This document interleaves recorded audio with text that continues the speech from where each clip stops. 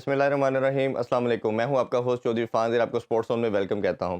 नाज़रीन, हम जैसे हम सब जानते हैं कि पीएसएल हमारा सबसे बड़ा ब्रांड, सबसे बड़ी कमोडिटी है और आज उसका मेला सजने को तैयार हुआ है और उसकी जो इफ्तिताई तकरीब है उस वाले से भी तैयारियां जारी हैं और ट्रॉफ़ी की रनुमाई भी की गई है लाहौर में।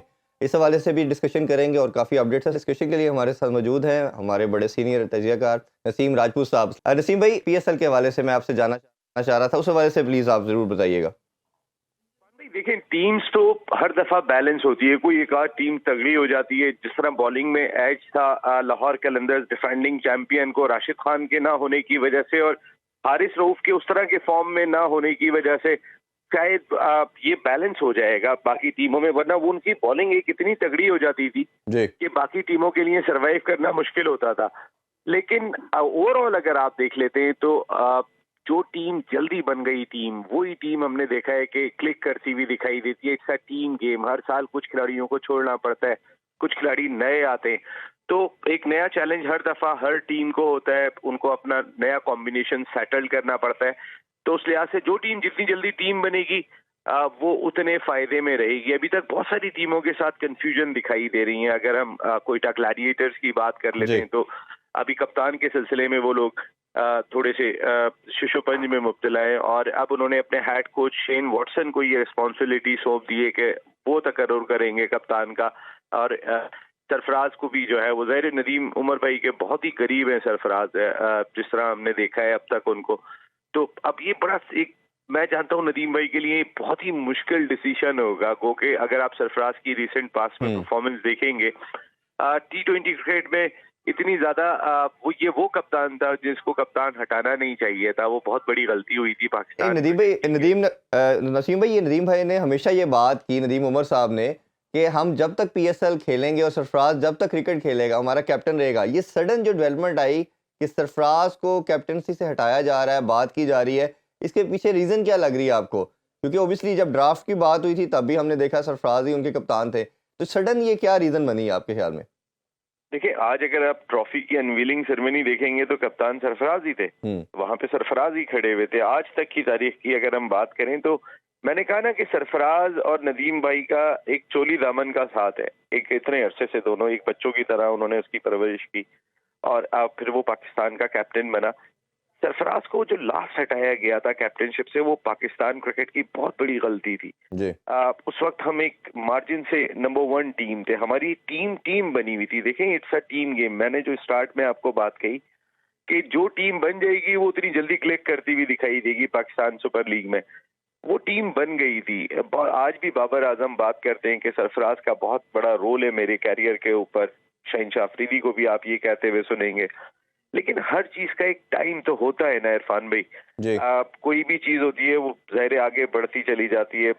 शायद यही तमाम चीजें होंगी। एक अकेले नदीम उमर भाई का डिसीजन होता तो मैं समझता हूँ शायद सरफराज ही कैप्टन होते। हुँ। लेकिन पूरा एक थिंक टैंक है कोयटा ग्लैडिएटर्स का। चेयरमैन का आखिरी फैसला जरूर होता है, लेकिन सबकी मशावरत होती है और वो मशावरत आज की तारीख तक जारी है। हम ये भी देख सकते हैं कि सरफराज कैप्टन होंगे, वही कंटिन्यू कर रहे हो।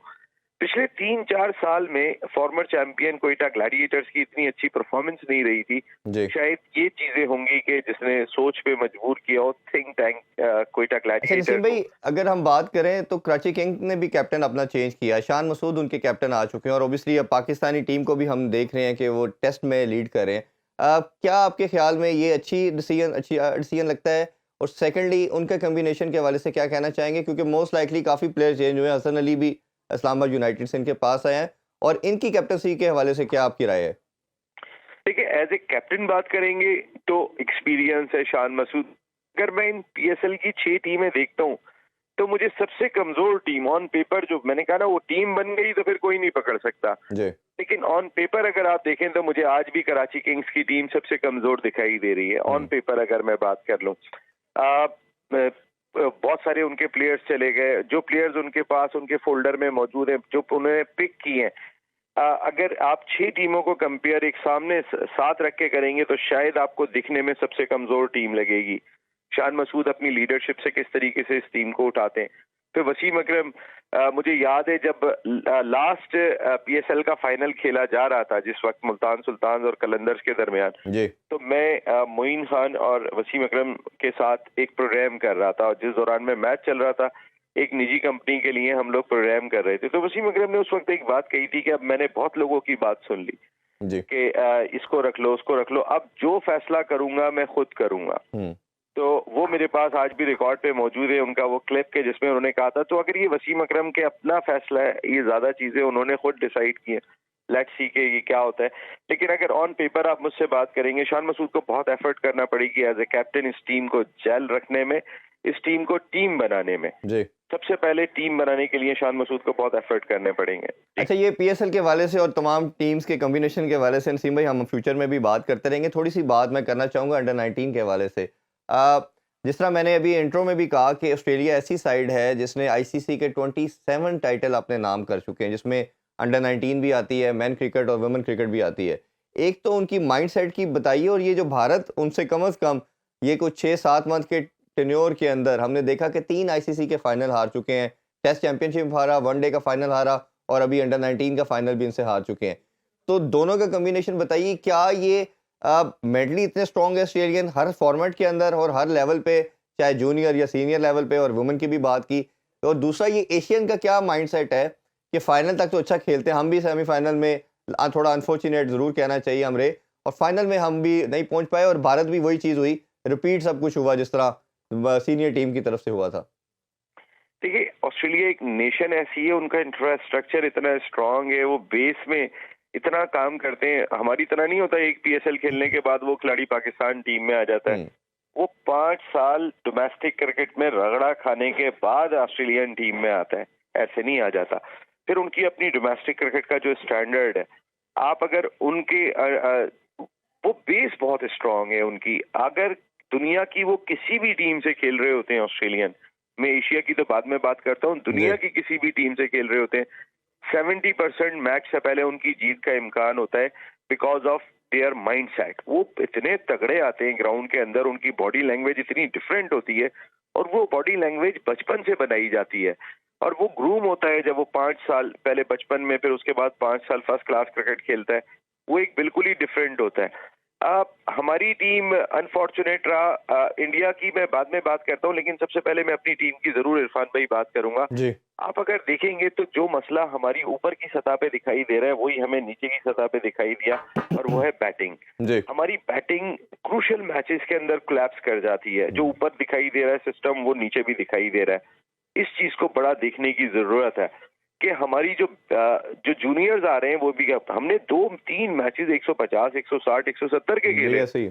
हमारी ये टीम जो थी वो बड़ी आसानी से ये बैटिंग चल रही थी। और आपने बड़ी अच्छी बात कही कि एशियाई टीमों को क्या होता है, they played round matches very well, और लेकिन जहां पे नॉकआउट मैचेस आते हैं, कोई क्रूशियल मैच आ जाता है, वहां वो कोलैप्स कर जाते हैं। ये इंडिया के साथ भी है, ये सिर्फ हमारे साथ नहीं है। अभी ऐसे ही है। रिसेंट पास्ट में आप इंडिया का फाइनल देखें, ऐसे ही। जो इंडिया में ही खेला गया था, इंडिया सारे मैच जीत के गए थे और जाके फाइनल वो बुरी तरीके से हार गए थे बिकॉज ऑफ दी माइंडसेट। जो माइंडसेट ऑस्ट्रेलियंस है, अब इंग्लैंड का भी माइंडसेट चेंज हो गया, न्यूजीलैंड का भी माइंडसेट चेंज हो गया। इंडिया ने भी काफी हद तक अपने माइंडसेट को चेंज करने की कोशिश की है, लेकिन वो जो एक अप्रोच है एशियाई सिस्टम की, वो थोड़ा सा जो है ना, वो मेरे ख्याल में अभी तक एशिया को अगर मैं कंपेयर करता हूँ दूसरे टीयर के साथ, जिसके अंदर Australia, England, New Zealand, south Africa आते हैं, अभी मुझे ऐसा लगता है, मेरी पर्सनली फीलिंग है, गो के इंडिया बहुत पैसा खर्च करता है, सारी दुनिया को ला के अपने पास खिलाता है। पाकिस्तान और इंडिया स्टिल बराबर ही हैं, जूनियर सतह पर भी जी। और सीनियर सतह पर भी, और उनको एज अपने माइंडसेट की वजह से। नसीम भाई, ये जो बॉलिंग का टैलेंट पाकिस्तान को मिला, हम बात करते हैं कि पाकिस्तान में टैलेंट नहीं रहा, सीनियर लेवल पे भी बॉलिंग में भी हम बहुत सफ़र किया लास्ट 6-7 मंथ में। एशिया कप देख लें, वर्ल्ड कप देखा, और अभी ये 2 सीरीज़ ऑस्ट्रेलिया और न्यूजीलैंड की। तो जो जूनियर का हमें बॉलिंग का टैलेंट नज़र आया, ये बहुत आउटस्टैंडिंग था और बड़ा डिफरेंस क्रिएट इन्होंने किया बाकी टीम्स के मुकाबले में। तो इसको कैसे देख रहे हैं आप कि ये वाकई पाकिस्तान की जो एक रिकग्निशन है फास्ट बॉलिंग, वो हमें नज़र आ रही है कि जूनियर लेवल पे भी उसी तरह इंटैक्ट है? पाकिस्तान में फास्ट बॉलिंग का टैलेंट ऐसा नहीं है इरफान भाई के नहीं रहा। हमने क्या किया कि हमने माइंडसेट बना लिया था कि 16 खिलाड़ी खेलेंगे, 3 फास्ट बॉलर हमारे होंगे, नसीम, शाहीन और हारिस रऊफ। हमने बाकियों की जानिब तो देखा नहीं आमिर जमाल कैसी परफॉर्मेंस दे सकते हैं। हमने जब चेक किया तो पता चला ये तो बहुत ही जबरदस्त स्पार्क है बॉलिंग बैटिंग दोनों डिपार्टमेंट के अंदर। हम क्या इनको चेक करेंगे या हम फिर वापस वही जो एक लकीर के फकीर वाली मिसाल हो जाती है, ये कप्तान हो गया, ये 16 खिलाड़ी हो गए और इन्हीं के गिर्द हमारी क्रिकेट चलेगी। हम उसको अनफिट करने को तैयार हो जाते हैं लेकिन उसको बदलने को तैयार नहीं होते। हमें इन तमाम चीजों पे सोचना होगा। वर्कलोड मैनेजमेंट पूरा एक डिपार्टमेंट है हर क्रिकेट बोर्ड में। हमारे यहाँ दिखाई नहीं देता वर्कलोड मैनेजमेंट है क्या।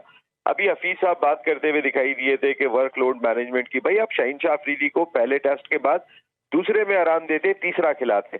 आपने 2 एक साथ खिला दिए। क्रूशल मौके पे जिस वक्त जरूरत होती है वहां पे आपके पास वो अवेलेबल नहीं होते।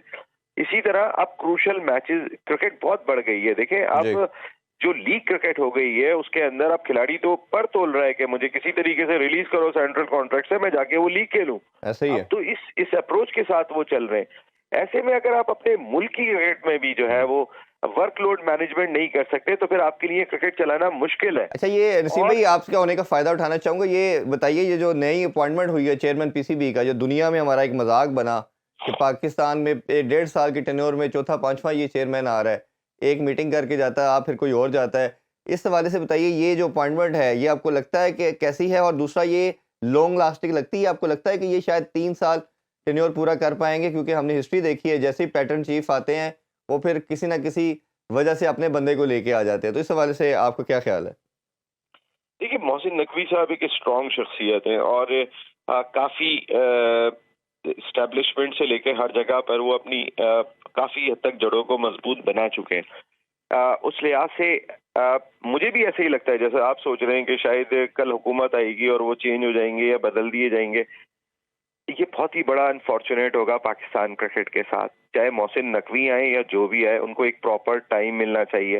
ये बहुत बड़ा मजाक बनता है कि एक मीटिंग में कोई दूसरा चेयरमैन गया था, दूसरी मीटिंग में वो चेयरमैन गया कि जो जाके जो ना, मैं आपको बड़ी एग्जांपल दूं आपको। हमारे यहाँ जो चेयरमैन लगते हैं, मैं नाम नहीं ले रहा हूँ, आप हैरान होंगे। एक चेयरमैन लगे, उस वक्त मैं दुबई में सीरीज कवर कर रहा था। वो पहली मर्तबा इंटरनेशनल क्रिकेट काउंसिल के इजलास में दुबई पहुंचे। मैं इत्तेफाक से सीरीज कवर कर रहा था, मैंने कहा चलो आईसीसी के इजलास में भी चले जाते हैं। आप यकीन करें, सुबहान अहमद और समी बरनी मेरे साथ खड़े हुए थे वहां पे, और हमारे चेयरमैन जो पहली मर्तबा आईसीसी के इजलास में शिरकत के लिए आ रहे थे वो 45 मिनट लेट पहुंचे थे। अब आप मुझे ये बताइए कि हमें सीरियस कौन लेगा इंटरनेशनल क्रिकेट काउंसिल में? ये बहुत इंपॉर्टेंट है। ये खेल एक खेल नहीं है पाकिस्तान में यार। इस मुल्क में महंगाई, मसाइल, फ्रस्ट्रेशन, उसके बाद कोई इंटरटेनमेंट रह जाती है तो वो क्रिकेट रह जाती है कि लोग बैठते हैं अपने गमों को भूलने के बाद थोड़ा सा एंजॉय कर लेते हैं। और एक ही चीज रह गई है कि जब ये मैच हो रहा होता है तो पाकिस्तान जिंदाबाद के नारे जितने दिल से लगते हैं, खुल के लगते हैं, ऐसे नहीं लग रहे होते पूरे मुल्क में। ऐसा ही है। तो आपको इस खेल की इज्जत करनी चाहिए, बजाय इसके कि आप इसको अपनी सियासत के जरिए हैंडल करें कि यार ये अच्छा बंदा है, इसकी मुझे जरूरत है, इसको मैं लगा देता हूँ चेयरमैन। ये ना करो भाई। उसकी कैपेबिलिटी क्या है? मुझे अच्छी लगी थी जनरल तौकीर ज़िया की बात। अभी मैं पिछले दिनों में एक इंटरव्यू सुन रहा था जिसमें उन्होंने कहा था कि 3-4 कैंडिडेट होने चाहिए और उनका एक प्रॉपर इंटरव्यू हो, और वो इंटरव्यू लेने वाले ऐसा ना हो कि पाकिस्तान क्रिकेट बोर्ड के अपने हुक्काम बैठे हो। वो इंटरव्यू, क्योंकि एक बहुत ही इंपॉर्टेंट पोस्ट है, इसका इंटरव्यू करने के लिए आपको जो हाईली कॉम्पिटेंट लोग होते हैं, जो दुनिया भर में मुख्तलिफ शोबों में काम कर रहे थे, उनको ला के बिठाएं, उनसे इंटरव्यू करवाएं। वो करना क्या चाहते हैं, वो क्या अपने साथ प्लान लेके आ रहे हैं, उनकी अपनी क्रिकेट की नॉलेज क्या है, वो कितना जानते हैं खेल के बारे में। और बिल्कुल नसीम भाई आप ठीक कह रहे हैं। और दूसरा, ये दुनिया में एक तो मजाक बना, दूसरा जब टेन्योर पूरा नहीं होता तो एक ज़्यादा मजाक बनता है हमारी क्रिकेट के लिए, स्पोर्ट्स के लिहाज से भी। नसीम भाई बहुत शुक्रिया आपके टाइम का। फ्यूचर में इंशाल्लाह आपको दोबारा ज़हमत देंगे। अपना बहुत ख्याल रखें। इंशाल्लाह कल आपसे दोबारा मुलाकात होती है। अल्लाह हाफिज़। पाकिस्तान जिंदाबाद।